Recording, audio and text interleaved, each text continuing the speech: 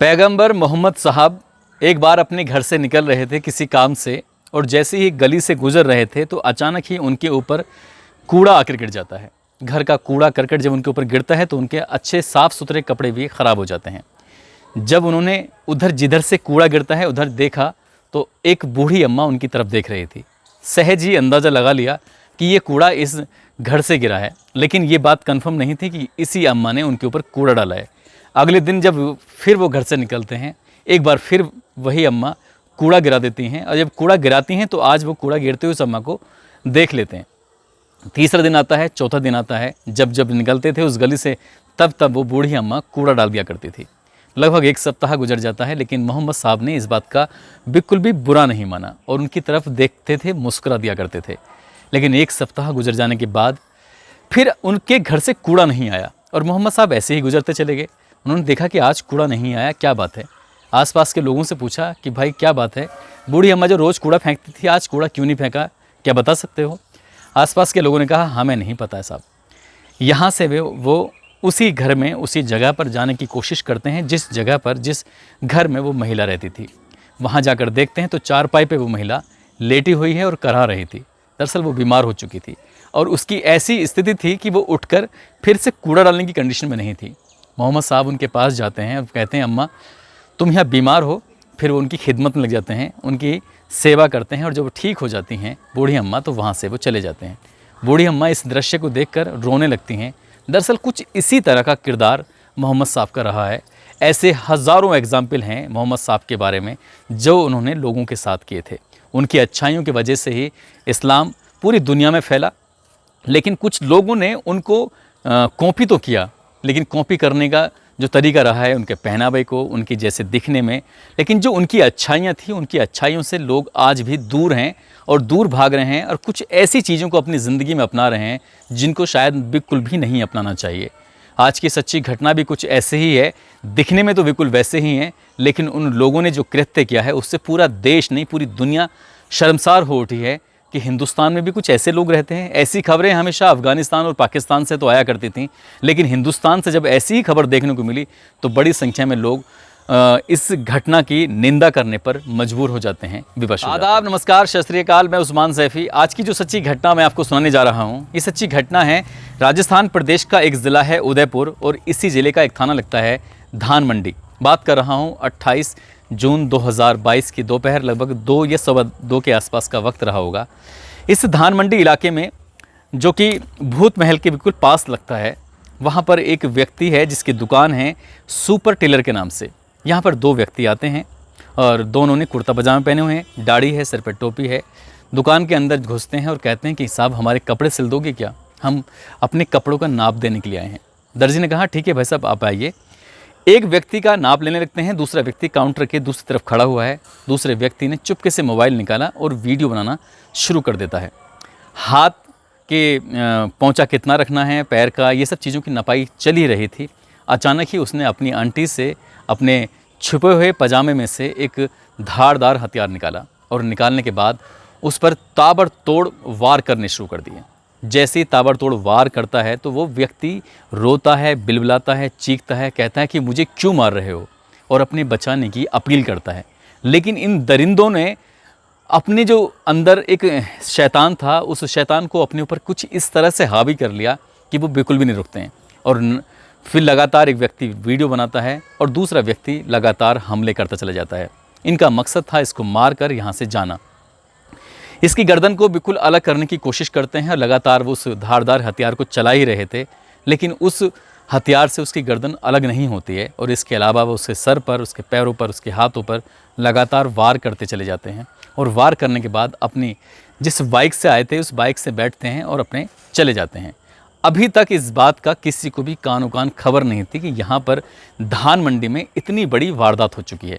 यहाँ से सीधा बड़े जोश के साथ यहाँ से जाते हैं अपने घर और घर जाकर सोफे पे बैठकर एक वीडियो बनाते हैं और वीडियो बनाते हुए पे वो एक ऐलान करते हैं और ऐलान करते हुए बताते हैं कि हमने आज ये काम कर दिया है।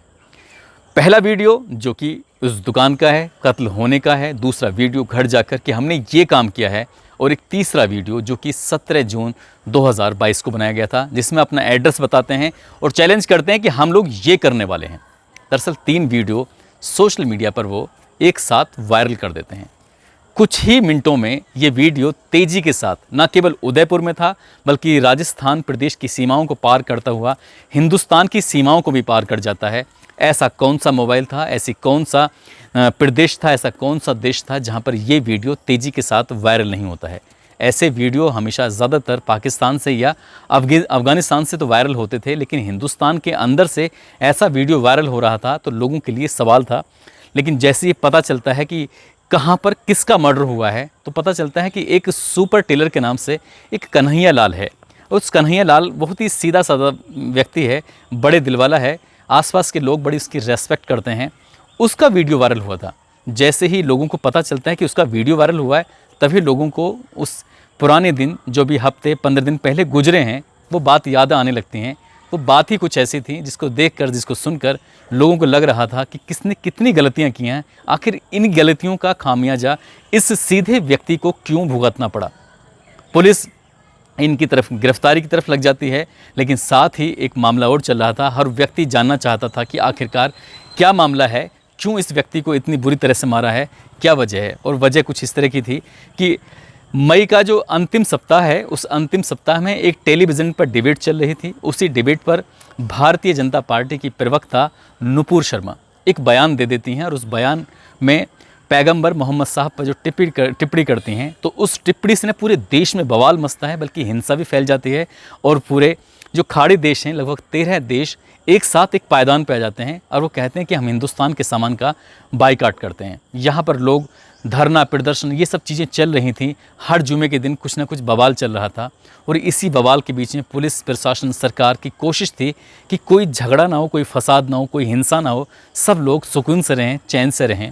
लेकिन एक घर ऐसा भी था राजस्थान प्रदेश के उदयपुर ज़िले के धान मंडी इलाके का, जिसके घर का सुकून हमेशा हमेशा के लिए छिनने वाला था। दरअसल इस घर में 3 सदस्य रहते हैं। उसकी पत्नी यशोदा है और उसका पति है कन्हैया लाल साहू, और उसका बेटा है 8 साल का, जो अभी बेचारा बच्चा है, उसको कुछ भी नहीं पता। पापा का एंड्रॉयड मोबाइल लेता है और एंड्रॉयड मोबाइल लेने के बाद, क्योंकि आजकल के जो बच्चे हैं मोबाइल में ही सब कुछ, वो इतना मगन रहते हैं कि उन्हें पढ़ाई लिखाई, ये खेल कूद, इन सबसे दूर होते चले जा रहे हैं और मोबाइल में ही ये सब इतना लग जाते हैं। उस 8 साल के बच्चे ने, उसे कुछ नहीं पता था कि वो क्या कर रहा है। एक पोस्ट आती है जो शायद व्हाट्सएप वगैरह पे थी या फिर किसी और चीज़ पर, उसने उसी पोस्ट को शेयर कर दिया, यानी कि कुछ लिखे बिना। यदि उसमें कुछ लिखा जाता, कुछ संदेश दिया जाता, तो इससे ये पता चलता है कि कोई बड़ा व्यक्ति इस काम को अंजाम दे रहा था। ये बात सच है कि एक छोटे से बच्चे ने उस पोस्ट को शेयर कर दिया और इस पोस्ट से लगता था कि कहीं ना कहीं ये कन्हैया लाल नुपुर शर्मा का समर्थन कर रहा है। इतना होना था। 11 तारीख की ये वाक़या है, ये 11 नहीं, ये जून के प्रथम सप्ताह का वाक़या है। और जैसे ये पोस्ट सोशल मीडिया पर वायरल होता है तो उदयपुर के लोगों को गुस्सा आने लगता है और उदयपुर के लोग इकट्ठा होकर सीधा पहुंचते हैं कन्हैया लाल की दुकान पर, सुपर टेलर के पास जाते हैं और जाकर कहते हैं कि तुम्हें शर्म नहीं आती, तुमने नुपुर शर्मा का समर्थन किया है, हमारे हुजूर के सामने गुस्ताखी की है, तुम्हें ऐसा क्यों किया। वो कहते हैं कि साहब मुझे तो मोबाइल चलाना भी नहीं आता, मैंने तो ऐसा कुछ भी नहीं किया है। ये लोग जाते ज़रूर हैं और उसके बाद उसकी जो पोस्ट होती है उसको डिलीट करवा दी जाती है। और यहाँ से कुछ लोग जाते हैं सीधा थाने में, और थाने में एक नाजिम नाम का व्यक्ति होता है, वो एक तहरीर देता है और मुकदमा दर्ज कर लिया जाता है। थाने से फिर फ़ोन पहुँचता है इस कन्हैया लाल के पास। इससे कहते हैं कि कन्हैया लाल तुम जहाँ भी कहीं हो सीधा थाने में आओ और आपके खिलाफ़ एक FIR दर्ज की गई है। वो गरीब व्यक्ति, बड़े दिलवाला ज़रूर था, लेकिन गरीब है और लोगों के कपड़े सिलकर अपनी ज़िंदगी की गुजर बसर कर रहा है। उसे नहीं पता था कि उसके साथ ही सब क्या चल रहा है। सीधा थाने जाता है। थाने जाने के बाद वो पुलिस के सामने गिड़गिड़ाता हुआ कहता है कि साहब इसमें मेरी कोई गलती नहीं है, मेरे बच्चे ने इस पोस्ट को शेयर कर दिया था और उस बच्चे को भी नहीं पता कि आखिरकार क्या मामला है। मैं उसके लिए आपसे हाथ जोड़ कर माफ़ी मांगता हूँ, मैं आप सभी से माफ़ी मांगता हूँ। मगर पुलिस FIR दर्ज कर चुकी थी। पुलिस ने उसको गिरफ़्तार किया और गिरफ़्तार करने के बाद कोर्ट में हाजिर किया। जैसे ही कोर्ट में हाजिर करते हैं, जज साहब के सामने पेश होते हैं, पूरी कहानी बताई जाती है। जज साहब को लगता है कि वाकई इसमें इसकी इतनी बड़ी गलती नहीं है, इसलिए उसको हाथों हाथ ज़मानत दे देते हैं और ज़मानत पर वो रिहा हो जाता है। उसे कुछ सुकून तो मिल जाता है, लेकिन उसका अब ज़िंदगी का जो सुकून था वो कहीं ना कहीं छिनने वाला था, वो ख़त्म होने वाला था। दुकान पे आता है तो फिर लोगों का सिलसिला शुरू हो जाता है। वही दाढ़ी वाले लोग, वही टोपी वाले लोग, वही कुर्ता पजामा पहनने वाले लोग आते हैं उसको धमकाना शुरू कर देते हैं। कभी 4, कभी लोग 2, कभी 6, कभी कुछ इस तरह से लोगों की संख्या आती है। तो वो वक्त तो आगे गुजरने लगता है, लेकिन किसी तरकीब से वो 21 जून तक तो काट लेता है। लेकिन अपनी हर बातें अपने घर पर शेयर करता था और अपने कुछ ऐसे दोस्तों से शेयर करता था जिनसे क्या कुछ राहत मिल सके। उनसे कहता था कि मुझे रोज़ धमकी मिल रही है, दुकान खोलते हुए भी डर लगता है कि करूं तो क्या करूं, मेरी समझ में नहीं आता। तभी उसके एक खास ने, एक परिचित ने कहा कि तुम्हें परेशान होने की ज़रूरत नहीं है, तुम एक FIR लिखो और एक प्रार्थना पत्र लिखो और थाने में जाकर FIR लिखवाओ। SHO के पास जाता है, लेकिन SHO इस मामले को बिल्कुल भी गंभीरता से नहीं लेता। हालांकि रिपोर्ट तो दर्ज कर लेता है, लेकिन SHO की जो जिम्मेदारी थी उस जिम्मेदारी से इतर वो कहता है कि ठीक है, परेशान मत हो, तुमने जो किया है उसका तो तुम्हें भुगतना ही पड़ेगा। और कुछ लोगों के संपर्क में जाकर आकर बातचीत करो, सब कुछ ख़त्म करने की कोशिश करो। लेकिन यहाँ जिम्मेदारी बनती थी पुलिस की, जो लोग धमकी दे रहे हैं उनके पास जाना चाहिए था, उन्हें धमकाना चाहिए था, और यदि वो फिर भी नहीं मानते तो उनके खिलाफ कोई कार्रवाई करनी चाहिए थी। ठीक वैसे ही जैसे क्या कन्हैया लाल के विरुद्ध FIR दर्ज करके तुरंत उसको कोर्ट में हाजिर करने की पुलिस ने जो तत्परता दिखाई थी। मगर पुलिस ने जितने भी लोग धमकी दे रहे थे उनके मामले को गंभीरता से नहीं लिया। लेकिन कन्हैया लाल का जो डर था वो लगातार बना हुआ था, और कन्हैया लाल ने दुकान तो बंद कर दी और फिर अपने जो परिचित लोग थे, चाहे वो मुस्लिम धर्म से हों चाहे वो हिंदू धर्म से हों, उनके पास जाता है, जाकर कहता है कि लोग मुझे धमका रहे हैं और मेरे साथ कोई ऐसी अनिष्ट घटना ना हो जाए, इसलिए कुछ करो। और उसने जब लोग इकट्ठे होते हैं तो एक वाक़ादा कुछ ज़िम्मेदार लोग बैठकर पंचायत करते हैं और इस मामले को हमेशा के लिए रफ़ा दफ़ा करने की बात कर देते हैं। फिर 22 जून, 23, 24, 25, 26 इस तरह से एक दिन गुजरने लगता है और 27 जून तक उसकी दुकान लगभग 6 दिन तक बंद रहती है। और जब सब कुछ माहौल लगता है कि सब कुछ ठंडा हो चुका है, ख़त्म हो चुका है, तब वो अपनी सुरक्षा के लिए पुलिस के पास तो गया था, एक अपने दुकान में कैमरा भी लगवाया था ताकि उसको दुकान में आएगा तो कम से कम वो रिकॉर्ड हो जाएगा। वो कैमरा चल रहा है नहीं चल रहा है, कि छोटा सा कैमरा उस गरीब आदमी ने लगा तो लिया था, लेकिन उसका कोई अभी रिकॉर्ड सामने नहीं आया है। तभी 28 तारीख को 2 व्यक्ति आते हैं, और वो 2 व्यक्ति जिसमें एक का नाम होता है मोहम्मद रियाज अंसारी, जो कि परकोटे में जो उदयपुर में हैं वो वेल्डिंग का काम करता है। वैसे हालांकि वो मूलतः भीलवाड़ा आसिंद कस्बा का रहने वाला है, और उसके साथ उसका एक दोस्त आया था मोहम्मद गौस। ये दोनों मिलकर इन दरिंदों ने, उन्हें लगता है कि मोहम्मद साहब के बारे में जो इसने नुपुर शर्मा ने टिप्पणी की थी, इसने समर्थन किया है हमारे हुजूर के बारे में, अगर ऐसा कोई कुछ करेगा तो उसका ऐसे ही अंजाम होगा। इसका भारत के प्रधानमंत्री तक भी वो टिप्पणी कर देते हैं। और इसके बाद जो इस घटना को अंजाम देते हैं तो यहाँ से सीधा घर जाते हैं, एक वीडियो बनाते हैं और वायरल कर देते हैं। जैसे ही वीडियो वायरल होता है तो वो इन दोनों को तब जाके लगता है, तब इनकी आंख खुलती है, उन्हें लगता है कि शायद कुछ बड़ा कांड कर दिया है। और क्योंकि ये बात बहुत तेज़ी के साथ वायरल हो जाती है, उनके चेहरे भी वायरल होते हैं, उनके नाम पते भी वायरल हो जाते हैं, और पुलिस उनको तलाश करना शुरू कर देती है। तो उन्हें लगता है कि शायद अब बचने की कोई उम्मीद नहीं है, इसलिए बाइक उठाते हैं और इधर उधर भागने की कोशिश करते हैं, अपने आप को बचाने की कोशिश करते हैं। लेकिन पुलिस ने मामले को गंभीरता से लिया, और गंभीरता से लेने के बाद इन आरोपियों को गिरफ्तार कर लिया। और गिरफ्तार करने के बाद जितना जोश इनमें वीडियो बनाने के दौरान था, जितना जोश, जितनी ताकत, जितने हिम्मत इनमें उस गरीब आदमी का, उस कमज़ोर व्यक्ति का कत्ल करने में ताकत थी, फिर वो ताकत, वो हैकड़ी, वो सब कुछ ख़त्म हो चुका था और वो बेकार हो चुका था। लेकिन तब तक पूरे देश में कह सकते हैं कि आग लग चुकी थी। पूरा राजस्थान का न केवल इंटरनेट बंद है, बड़ी संख्या में लोगों ने दुकानें भी बंद की हैं। इससे न केवल करोड़ों रुपए का नुकसान हो रहा है, बल्कि लोगों के अंदर जो एक दूसरे के प्रति जो नफ़रत की भावना पल रही है, वो भी एक इतना बड़ा नुकसान है जिसकी भरपाई करना शायद दशकों लग जाएंगे, लेकिन वो भरपाई कभी नहीं हो सकती। और ऐसे ही कोई नया सरफरा आएगा और फिर किसी ऐसे व्यक्ति, गरीब आदमी को टारगेट करेगा और उसको यूं ही मार डालेगा। ये देश का कोई पहला किस्सा नहीं है, इससे पहले भी लोगों ने किसी न किसी रूप में, कभी वो दाढ़ी वाले होते हैं तो कभी दूसरे पहचान वाले होते हैं, और उन्हें लगता है कि उनका धर्म, उनके धर्म के जो प्रचारक रहे हैं, उनके लोग खतरे में हैं। एक तुच्छ व्यक्ति, छोटा सा व्यक्ति अगर कोई छोटी सी टिप्पणी कर देता है तो धर्म कमज़ोर हो जाता है, और ऐसे सिरफिरे लोग अपनी जिम्मेदारी लेते हुए ऐसे गलत कदम उठाना शुरू कर देते हैं। लेकिन उन्हें नहीं पता कि उसके बाद जो होता है शायद उसकी उन्होंने कल्पना भी नहीं की होती। ठीक इसमें भी वैसे ही हो रहा है। जिसमें रियाज है, रियाज के 2 बच्चे हैं, उसकी पत्नी है, शायद वो भीख मांगने के लिए ही मजबूर होंगे, उनकी ज़िंदगी हमेशा सड़कों पे ही गुजरेगी। ठीक वैसे ही जो मोहम्मद गौश है, उसके भी परिवार के बच्चे ऐसे ही गुजरेंगे, क्योंकि इसमें राजस्थान सरकार ने कोशिश की है कि 1 महीने के अंदर अंदर एनआईए की जो रिपोर्ट आएगी उसके आधार पर इन आरोपियों को सजा दिलाने की पूरी कोशिश करेंगे।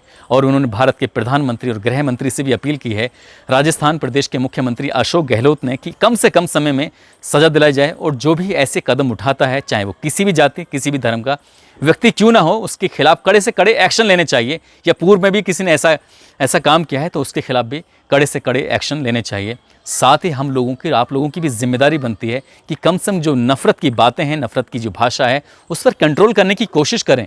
किसी के बोलने से हमारा धर्म कभी कमज़ोर नहीं होता। धर्म इतने ही कमज़ोर होते तो ये धर्म आगे ही नहीं बढ़ते।